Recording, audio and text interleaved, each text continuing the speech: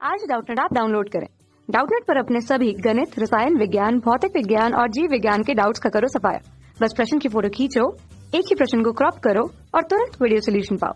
अभी डाउनलोड करें।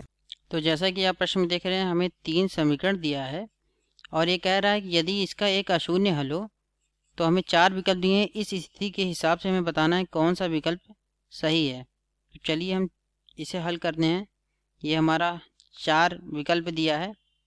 इस विकल्प के हिसाब से चलिए देखते हैं कौन सा विकल्प सत्य होगा। तो सबसे पहले हमें 3 समीकरण दिया है, इसे लिख लेते हैं। टी गुणे एक्स धन टी धन 1 गुणे वाई धन टी ऋण 1 गुणे जेड बराबर 0। टी धन 1 गुणे एक्स धन टी गुणे वाई धन टी धन 2 गुणे जेड बराबर 0 तथा टी ऋण 1 गुणे एक्स धन टी धन 2 गुणे वाई धन टी गुणे जेड बराबर 0। तो ये हमें 3 समीकरण दिया है। कह रहा है यदि इसका एक अशून्य हल हो तो इस स्थिति का मतलब होता है डेल्टा बराबर हमारा 0 होना चाहिए। तो डेल बराबर हमारा जब 0 होना चाहिए, चलिए डेल बराबर होता क्या है, सारणिक बना लेते हैं। इसे सारणिक के रूप में जब हम इन 3 समीकरणों लिखेंगे तो हमें एक्स वाई और जेड के गुणांकों को जैसे समीकरण ये दिया है उसी प्रकार यहाँ पे लिखना पड़ता है। तो यहाँ पे यहाँ टी लिखेंगे, यहाँ पे टी धन 1, यहाँ पे जब जेड का गुणांक लिखेंगे हो जाएगा टी ऋण 1। इसी प्रकार दूसरे समीकरण को यहाँ लिखेंगे टी धन 1, इसका गुणांक लिखेंगे वाई का तो यहाँ हो जाएगा टी, और जब जेड का गुणांक लिखेंगे तो यहाँ हो जाएगा टी धन 2। इसी प्रकार जब यहाँ इसका गुणांक लिखेंगे यहाँ हो जाएगा टी ऋण 1, जब वाई का गुणांक लिखेंगे यहाँ टी धन 2। इसी प्रकार यहाँ पे टी, तो ये टी लिख लेंगे। तो ये होना चाहिए 0 के बराबर। सारणिक की तरफ लिख लिए। अब सारणिक को हल करना तो हम जानते हैं, लेकिन इसे सरल बनाने के लिए हम इसके यदि इस पंक्ति के कोई 2 अवयव 0 कर दें तो हमें ये हल करना आसान हो जाएगा। तो चलिए इसके लिए हम कुछ संक्रिया लगाते हैं। तो पहली संक्रिया क्या होगी, यदि पहली पंक्ति में से पंक्ति 3 को घटा देते हैं तब देखिए क्या हमें प्राप्त होता है। तो पहली पंक्ति हमारी क्या है, ये है। इसमें से इस पंक्ति को घटाते हैं तो इसे घटाएंगे तो यहाँ जाएगा टी, ऋण का टी कट जाएगा और यहाँ ऋण का 1 पहले से और ऋण से ये गुणा होगा तो इसका हो जाएगा धन का 1।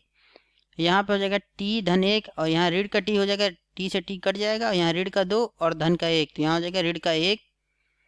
इसी प्रकार यहाँ क्या होगा, टी ऋण 1, यहाँ ऋण का टी हो जाएगा तो ऋण का 1 बचेगा, टी से टी कट जाएगा, यहाँ ऋण का 1। और इसे उसी प्रकार उतार लेंगे। यहाँ पर बचेगा टी, यहाँ पे बचेगा टी धन 2, टी ऋण 1, टी धन 2 टी, ये बराबर 0 के है। ये स्तंभ 1, स्तंभ 2, स्तंभ 3। तो पहले स्तंभ में अगर दूसरे स्तंभ को जोड़ दें तब यहाँ ऋण 1 है, यहाँ धन 1 है, तब ये 0 हो जाएगा। तो चलिए करते हैं यह संक्रिया। तो इसी से जोड़ेंगे, यहाँ हो जाएगा 0, इसी से जोड़ेंगे यहाँ हो जाएगा 2t धन 1 और इसी से यहाँ जोड़ेंगे तो यहाँ हो जाएगा 2t और इसे जोड़ेंगे तो ये हो जाएगा धन का 1। यहाँ पे क्या आ जाएगा, यहाँ उसे इसी प्रकार उतार लेंगे, टी धन 2 ऋण का 1 टी धन 2 टी, ये हो जाएगा बराबर 0 के। अब कोई एक पद और 0 बनाना पड़ेगा पहली पंक्ति का। तो अब क्या करेंगे हम, देखिए क्या आ जाएगा। अगर स्तंभ 2 में से स्तंभ 3 को घटाते हैं तब देखिए क्या आता है। यहाँ जगह 0, यहाँ 2t धन 1, यहाँ 2t धन 1। अब यहाँ से यहाँ इसे घटाएंगे तो यहाँ आ जाएगा 0, टी में से ये ऋण टी कट जाएगा, यहाँ हो जाएगा ऋण का 2 और इसे घटाएंगे आपस में तो क्या बचेगा, यहाँ पर 2 बचेगा। तो यहाँ पे क्या है, ऋण का 1 टी धन 2, यहाँ टी, ये बराबर हो जाएगा 0 के। अब इसे हल करना आसान हो गया क्योंकि पहली पंक्ति के 2 अवयव 0 हो गए, तो इन 2 पद को लेने कोई मतलब नहीं है। अब इसे लेते हैं तो इसे धन के साथ लिया जाता है, लेकिन ऋण का चिन्ह पहले से, ऋण का 1 कोष्टक में। अब इस पंक्ति और स्तंभ को छोड़ के जब इसका विपरीत गुणा करेंगे तब देखिए क्या आता है। यहाँ ऋण का 2 से जब यहाँ धन का 2 से इससे गुणा होगा, यहाँ हो जाएगा 2 दूनी 4 का टी, यहाँ पे धन का 2 हो जाएगा, ये हो जाएगा। और यहाँ पे क्या बचेगा ऋण का, अब इसका गुणा करेंगे, यहाँ जगह ऋण का 2 है तो ऋण का 4t, और यहाँ बचेगा ऋण का 2, तो ये आ जाएगा।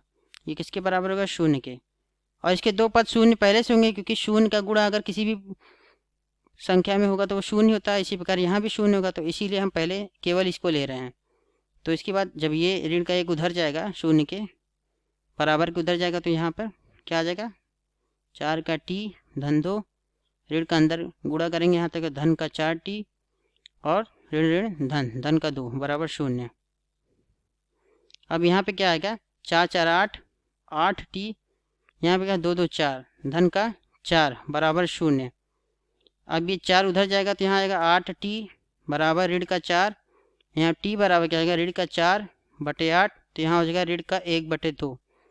तो अतः हम कह सकते हैं हमारा t का एक ही मान आया है, तो अतः हम यह कह सकते हैं कि इसका एक अशून्य हल होगा। तो अतः देखिए यहाँ लिखा है t के सिर्फ एक वास्तविक मान के लिए, तो t का हमारा केवल एक हल आया है, तो ये विकल्प हमारा सही होगा। तो उम्मीद करता हूँ आपको यह हल पसंद आया होगा। धन्यवाद। कक्षा 6वीं से 12वीं से लेकर नीट, IIT, JEE वो एडवांस के लेवल तक 1 करोड़ से ज्यादा छात्रों का भरोसा। आज ही डाउनलोड करें डाउटनेट ऐप या व्हाट्सएप करें अपने सारे डाउट्स 8400 400 400 पर।